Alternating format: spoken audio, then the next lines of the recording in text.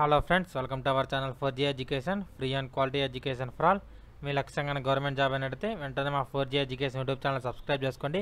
అదేవిధంగా పక్కన బెల్ ఐకాన్ని క్లిక్ చేయండి. ఈ వీడియోలో మనం ఫుడ్ కార్పొరేషన్ ఆఫ్ ఇండియా యొక్క రిజిస్ట్రేషన్ ఎలా అవ్వాలి, దానికి ఎలా మనం అప్లికేషన్ పెట్టాలని వీడియోని చూద్దాము. దీంట్లో ఇంపార్టెంట్ వచ్చేసరికి ఈ నోటిఫికేషన్ ఎప్పుడు రిలీజ్ చేశారంటే 28 ఫిబ్రవరిన రిలీజ్ చేశారు. అదేవిధంగా మన అప్లికేషన్ లాస్ట్ డేట్ వచ్చేసరికి మార్చ్ 30. మన అప్లికేషన్లో ఏమన్నా మనం తప్పులు కనుక చేసినట్టయితే వాటిని ఎడిట్ చేసుకోవడానికి మార్చ్ 30 వరకు వాళ్ళు పర్మిషన్ ఇచ్చారు. ఇక ఆన్లైన్ ఫీ పేమెంట్ వచ్చేసరికి ఎప్పటి నుంచి అంటే మనకి 28 ఫిబ్రవరి నుంచి మార్చ్ 30 వరకు ఆన్లైన్లో ఫీజు అనేది కట్టవచ్చు అనమాట.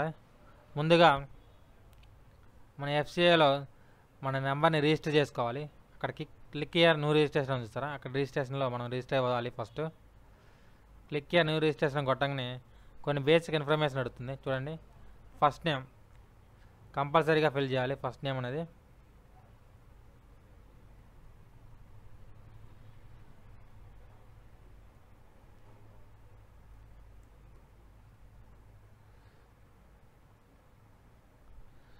అది మళ్ళీ కన్ఫర్మ్ చేసుకోవాలి. సేమ్ అక్కడ ఏదైతే రాసామో అదే ఇక్కడ కూడా రాయాల్సి ఉంటుంది అనమాట. నెక్స్ట్ మిడిల్ నేమ్, ఇది కంపల్సరీ ఏం కాదు, middle name and last name అనేది.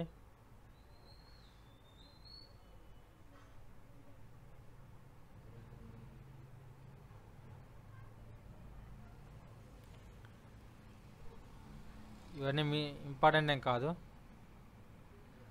కేవలం ఇక్కడ స్టార్ గుర్తులు ఉన్న వారికే ఇంపార్టెంట్ అనమాట.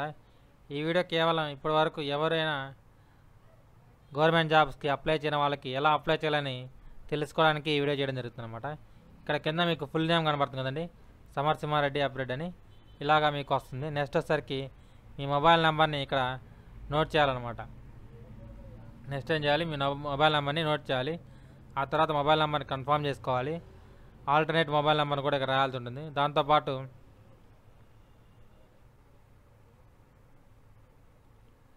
మీ ఈమెయిల్ ఐడి, ఆ తర్వాత డొమైన్ ఏంటి, డొమైన్ అంటే ఇక్కడ జీమెయిలా, హాట్మెయిలా, యాహూ మెయిలా ఇలా ఉన్నాయి కదా, వీటిలో మీది ఏ మెయిల్ అయితే ఆ మెయిల్ అక్కడ డొమైన్ రాయాల్సి ఉంటుంది.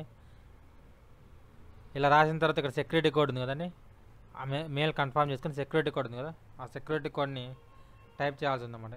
అక్కడ ఏదైతే ఉందో అదేవిధంగా టైప్ చేయాలి.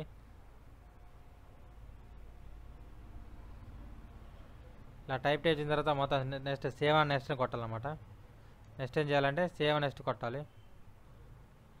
నెక్స్ట్ ఇచ్చిన గైడ్లైన్స్ ప్రకారం మీ యొక్క ఫోటోని అదేవిధంగా సిగ్నేచర్ని పెట్టాల్సిందనమాట. స్కాన్ చేసి ఫోటో వచ్చేసరికి 20 నుంచి 50 KB లోపు ఉండాలి.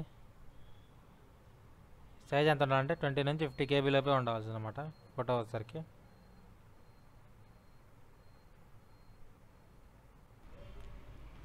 మీ ఫోటో అండ్ సిగ్నేచర్ అప్లోడ్ చేయాలి. ఇక్కడ మీ ఫోటో అండ్ సిగ్నేచర్ అప్లోడ్ చేసేటప్పుడు ఫోటో అనేది JPG అండ్ JPEG ఫార్మాట్లో మాత్రమే ఉండాలి. ఇంకోటి వచ్చేసరికి ఎటువంటి స్పేసెస్ కూడా ఉండకూడదు అనమాట. మధ్యలో ఇక్కడ ఫోటో 1 JPG ఉంది కదా, అలాగే ఉండాలి. కానీ ఇక్కడ ఫోటో గ్యాప్ 1.jpg అలా ఉండకూడదు, ఫోటో 1 JPG ఉండాలి. ఇది అయిపోయిన తర్వాత నెక్స్ట్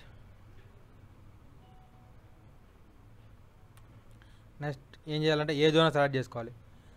మనం ఎక్కువగా నార్త్ జోన్లో ఎక్కువ పోస్ట్ ఉన్నాయి కాబట్టి నార్త్ జోన్ సెలెక్ట్ చేసుకోవచ్చు, లేదంటే మన సౌత్ జోన్ కాబట్టి సౌత్ జోన్ అయినా సెలెక్ట్ చేసుకోవచ్చు. అది మీ ఇష్టం, డిపెండ్ అయిపోయి మీకు ఉంటుంది. నెక్స్ట్ పోస్ట్ వచ్చేసరికి ఏ పోస్ట్ మీరు ఇక్కడ ఇచ్చే పోస్ట్ బట్టే మీకు ఎలిజిబిలిటీ ఉందో లేదో చెక్ చేసుకోవచ్చు అనమాట. ఇక్కడ ఏ పోస్ట్ అయితే ఇస్తున్నారో అదే మీకు ఫైనల్ వరకు ఉంటుంది. ఆ పోస్ట్కే మీరు ఖచ్చితంగా పేరు అయి ఉండాలి.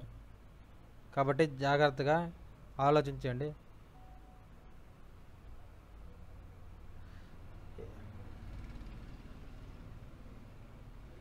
కేటగిరీ మీరు ఏ కేటగిరీగా మెన్షన్ చేయాలి, ఇవన్నీ కంపల్సరీ మ్యాండేటరీ డీటెయిల్స్ అనమాట. ఇక్కడ స్టార్ గుర్తులోని అన్నీ మ్యాండేటరీగా మనం ఫిల్అప్ చేయాలి.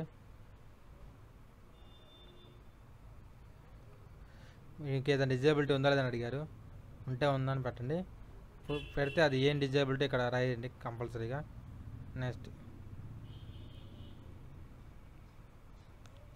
వాటి గురించి సంబంధించినవి అన్నమాట. ఇవన్నీ మీకు డిజేబిలిటీ ఉంటే వాటి గురించి సంబంధించినవన్నీ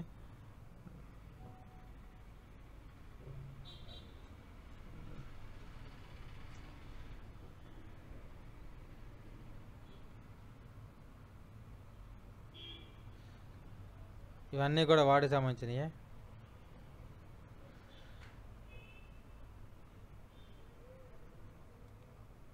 వీళ్ళు ఎవరైనా ఎక్స్ సర్వీస్ మ్యాన్ కానీ, లేదా డైవర్స్డ్ ఉమెన్ కానీ, విడో కానీ, లేదా రీమ్యారీడ్ కానీ వాళ్ళు ఉన్నట్టయితే ఏ రిలేషన్స్ కోసం కావాలనుకుంటే ఎస్ అని పెట్టండి. ఎవరు కాకపోయినట్టయితే నో.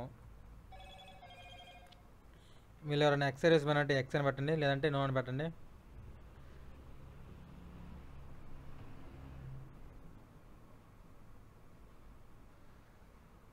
నెక్స్ట్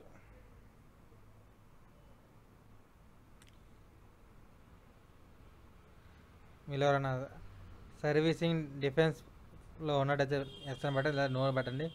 నెక్స్ట్ ఎఫ్సీఏలో మీరు ఎప్పుడైనా ఎంప్లాయీగా చేసినట్టయితే yes or. No. Select group of examination in paper 2. Paper 2లో మీకు ఏ గ్రూప్స్ కావాలో సెలెక్ట్ చేసుకోమన్నారు. Agriculture, chemistry, physics. మీది మైనారిటీ కమ్యూనిటీ అని అడిగారు, కాదు. ఎస్ అయితే ఎస్ అని పెట్టండి, లేకపోతే లేదని చెప్పండి.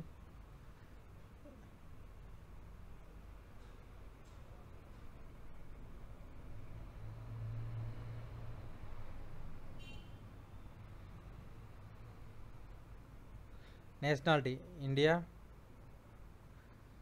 Examination centre phase 1 Andhra Pradesh.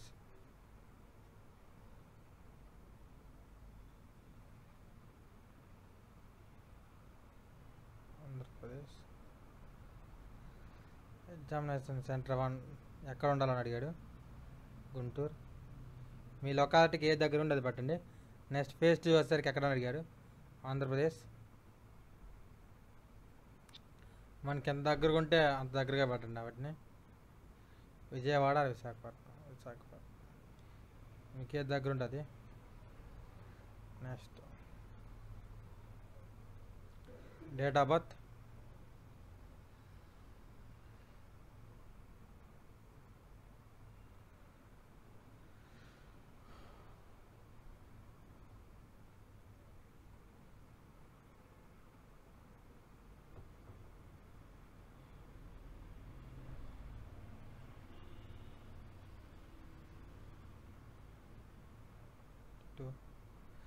Gender male and status unmarried.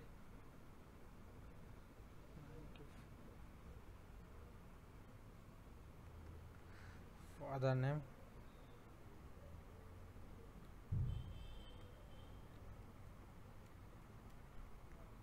Mother name. మీ అమ్మ నాన్న పేర్లు రాయండి ఇక్కడ. ఇక్కడ నేను రాసే డీటెయిల్స్ అన్నీ కరెక్ట్ కావు, గుర్తుపెట్టుకోండి. ఉండే location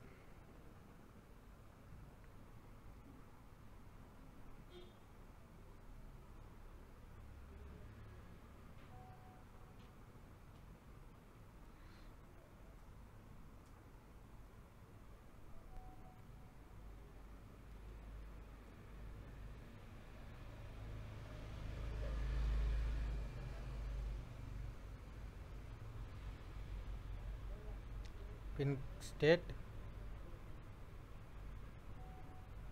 pin code 5 permanent address, అదేవిధంగా ప్రజెంట్ అడ్రస్ రెండు కూడా సేమే ఉండొచ్చు, లేదంటే డిఫరెంట్గా ఉండొచ్చు. సేమ్గా ఉన్నట్టయితే ఇక్కడ యారో మార్క్ క్లిక్ చేసినట్టయితే సేమ్గా ఉంటాయి. నెక్స్ట్ మీ అడ్రస్ ఏదో అడిగారు, పర్మనెంట్ అడ్రస్ అని పెట్టండి. నెక్స్ట్ ఇంకా అప్లికేషన్ ఫీజు ఉంటుంది. వ్యాలిడిటీ డీటెయిల్స్ మొత్తం ఒకసారి చెక్ చేసుకోండి. ఏమైనా తప్పులు ఉన్నట్టయితే చదువుతారు. సక్సెస్ఫుల్ అంట, వెరిఫై చేశారు, మొత్తం సక్సెస్గానే ఉన్నాడు. నెక్స్ట్ సేవ్ నెక్స్ట్ కొట్టినట్టయితే వెళ్తుంది. మీ డిగ్రీ ఏముందో అడిగారు.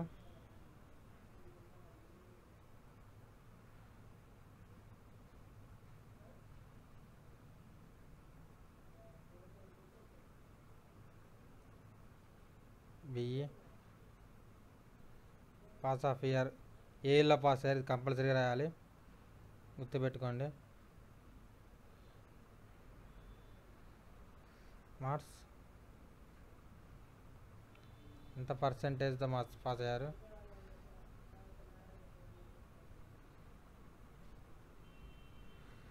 డిప్లొమా అయితే డిప్లొమా, పోస్ట్ గ్రాడ్యుయేట్ పెట్టండి. నెక్స్ట్ ఇవన్నీ పోస్ట్ గ్రాడ్యుయేట్ ఎక్స్పీరియన్స్ అవన్నీ మనకు అవసరం లేదు. ఇక్కడ వర్క్ చేసినట్టు చేస్తాను కొట్టండి, లేదంటే నో కట్టండి. ఇక మీకు వచ్చిన లాంగ్వేజెస్ అవన్నీ కంపల్సరీగా మెన్షన్ చేయండి. ఖచ్చితంగా 3 మెన్షన్ చేయండి. వచ్చినట్టే రాకపోయినా వచ్చినట్టే మెన్షన్ చేయండి. తెలుగు, ఇంగ్లీష్, హిందీ, లేదా మీకు వచ్చిన అనదర్ లాంగ్వేజ్ అన్నీ కూడా రాయండి. ఎందుకంటే చాలా ఇంపార్టెంట్ ఇది కూడా. మీరు ఇక్కడ ఫిల్అప్ చేసేటప్పుడు అన్నీ జాగ్రత్తగా ఫిల్అప్ చేయండి. ఎందుకంటే ఏమైనా మిస్టేక్స్ అయినట్టయితే మళ్ళీ చేంజ్ చేసుకోవాల్సి ఉంది. అక్కడ మర్చిపోయినట్టయితే అవి జాబ్ వచ్చేటప్పుడు ఇబ్బంది అవుతుంది. చివరిలో డాక్యుమెంట్ వెరిఫికేషన్స్ అప్పుడు మనం ఫస్ట్ టైం తప్పుపెట్టి తర్వాత తర్వాత ఎడ్ చేసినట్టయితే వాళ్ళకి ఛాన్సెస్ కూడా తక్కువ ఉంటాయి చివరికి వచ్చేసరికి. ఎందుకంటే ఇప్పుడు ఫస్ట్ టైం అన్నీ కరెక్ట్గా పెట్టి సెకండ్ టైం వాడికి, అదేవిధంగా సెకండ్ టైం కరెక్ట్గా అన్నీ పెట్టిన వాడికి డిఫరెన్స్ ఉంటుంది కదా. ఆ డిఫరెన్స్లోనే జాబ్ పోయిన వాళ్ళు నాకు తెలిసి చాలామంది ఉన్నారు. మా ఫ్రెండ్స్కి చాలామందికి అలా పోయినాయి అనమాట. చివరి లెవెల్లోకి వెళ్ళి కేవలం ఎడిటింగ్ చేసినందుకే 1:4 అతనికి పోయింది. అందువల్ల జాగ్రత్తగా పెట్టండి. మొత్తం వ్యాలిడిటీ అయినట్టయితే, ఎందుకంటే మనం మొత్తం పెట్టామని ఒకసారి చెక్ చేసుకోవడానికి వ్యాలిడిటీ డీటెయిల్స్ కొట్టండి. నెక్స్ట్ ఇది అయిపోయిన తర్వాత సేవ్ అండ్ నెక్స్ట్కి వెళ్ళినట్టయితే డైరెక్ట్గా అప్లికేషన్ ఫీ వస్తుంది అనమాట. అమౌంట్ ఫీ కట్టాలి. ఆ అమౌంట్ కనుక మనం చెల్లించినట్టయితే అయిపోతుంది అనమాట. ఒకసారి మొత్తం అంతా చెక్ చేసుకున్నాడు, మొత్తం మనకి ఇచ్చేసాడు. మనం పెట్టిన డీటెయిల్స్ అనమాట ఇవన్నీ సెలెక్ట్ చూసుకున్న తర్వాత confirm this is my signature, అదేవిధంగా వాడు చెప్పిన దానికి అగ్రీ, ఈ 2 కొట్టి టిక్ మార్క్స్ కొట్టి ఫైనల్ సబ్మిట్ కొట్టినట్టయితే అయిపోతుంది. మన అప్లికేషన్ అనేది ఆటోమేటిక్గా సబ్మిట్ అనేది అయిపోయింది అనమాట. Final submit.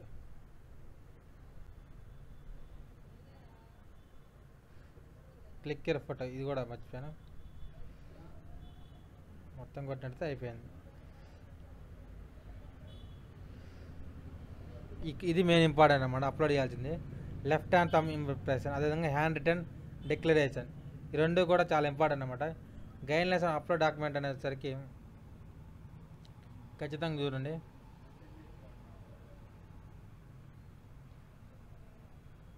ఇక్కడ ఉన్న గైడ్లైన్స్ మనం యాక్టివ్గా ఫాలో అవ్వాలి.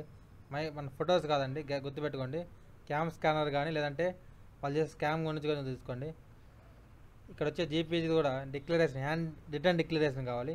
ఆ హ్యాండ్ రిటర్న్ డిక్లరేషన్ రాసి ఆ ఫోటోని ఇక్కడ అప్లోడ్ చేయండి. స్కాన్ చేసిన ఫోటోని అప్లోడ్ చేయండి. ఫోటోలు తీసినవద్దు. ఫోటో తీసినట్టయితే దాన్ని స్కానర్ ద్వారా స్కాన్ చేసి పెట్టండి. ఆ తర్వాత సేవ్ అండ్ నెక్స్ట్ కొట్టిన తర్వాత డైరెక్ట్ పేమెంట్ వెళ్ళిపోతుంది. పేమెంట్ కట్టేస్తే మనకి కార్పొరేషన్ ఆఫ్ ఇండియా యొక్క అప్లికేషన్ అనేది మనం ఫిల్అప్ చేసినట్టు అవుతాము. నెక్స్ట్ ఇంకా మనం దానికి ప్రిపేర్ అయితే ఫేజ్ 1కి ఎగ్జామ్ అయిపోయిన తర్వాత ఫేజ్ 2 అయిపోయిన వెంటనే మనకి కాల్ లెటర్ అనేది రావడం జరుగుతుంది. షార్ట్ లిస్ట్ తీసిన తర్వాత.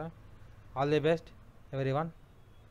ఈ వీడియో కనుక మీకు నచ్చినట్లయితే లైక్ చేయండి, అదేవిధంగా మీ ఫ్రెండ్స్కి షేర్ చేయండి. మా ఛానల్ని సబ్స్క్రైబ్ చేసుకోండి. Thank you very much.